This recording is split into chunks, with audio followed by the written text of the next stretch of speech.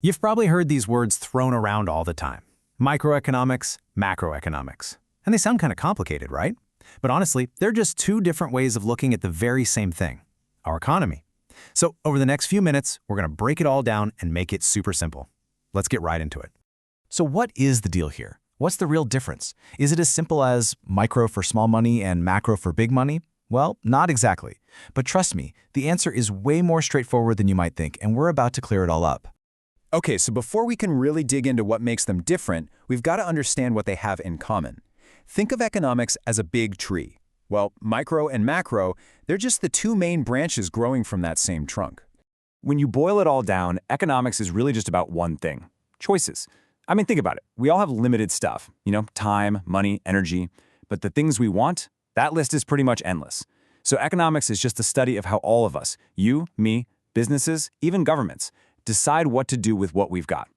All right, let's tackle the first branch. And the biggest hint is right there in the name, micro. It literally comes from the Greek word for small. So this is where we zoom in and take a really close look at things. Yes, so with microeconomics, we're not talking about the whole country's economy. Nope, we're getting down to the nitty-gritty. We're looking at the decisions that individual players make. It's like putting a single household's budget under a microscope, or figuring out why one specific company prices its stuff the way it does, or, just looking at the market for something like smartphones. And this is where you start asking those really specific questions, like how does a coffee shop decide to charge $3 for a latte? Why did you choose that brand of jeans over another one? How does a company figure out exactly how many widgets to make so they can turn a profit? See? If it's about individual choices and specific markets, you're talking microeconomics. Let's bring this right down to earth. That cup of coffee you might be holding right now, that's pure microeconomics.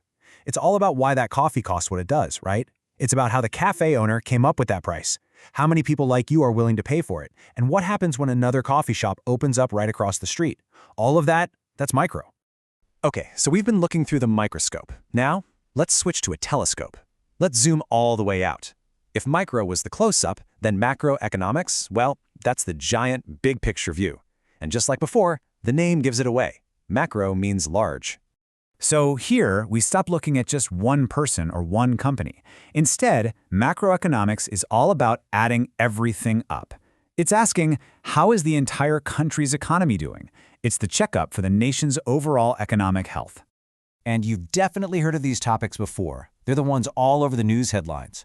We're talking about things like GDP. That's a country's total economic output. Or inflation, when prices for everything seem to be going up.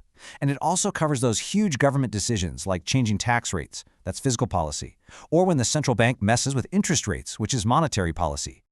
Yep, exactly. So next time you see a news alert pop up that says something like, the economy grew by 2% this year, or inflation is hitting 5%, boom, you're looking right at macroeconomics. These are the big numbers, the vital signs that tell us how the whole system is chugging along. Okay, so we've got the micro view and we've got the macro view. Now for the fun part. Let's put them head to head and really nail down the differences so they stick. Let's just break it down nice and simple. First up, scope. Micro is all about the small stuff. You, me, a single company. Macro, that's the whole shebang, the entire economy. Then there's focus. Micro is obsessed with individual decisions, while macro is looking at the grand total, the aggregate result of all those decisions put together. And finally, how it's used. A business uses micro to figure out its pricing strategy. A government uses macro to figure out something huge, like national tax policy. See the difference?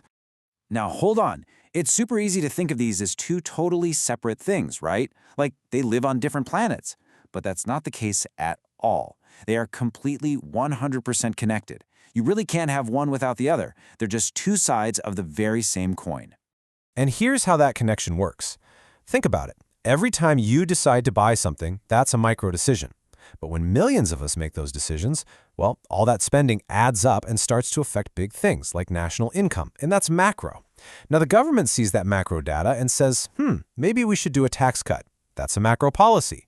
But where does that tax cut have an effect? Right back down on individual people and businesses, the micro level again. It's just one big continuous loop.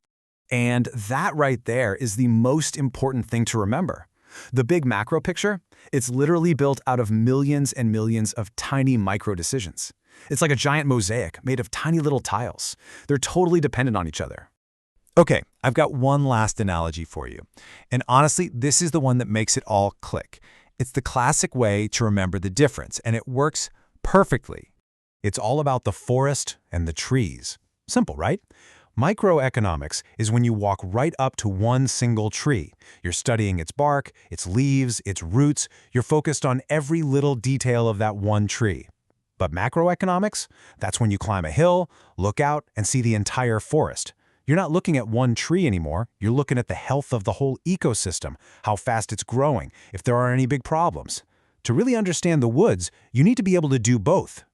So there you have it, the trees and the forest, the small picture and the big one.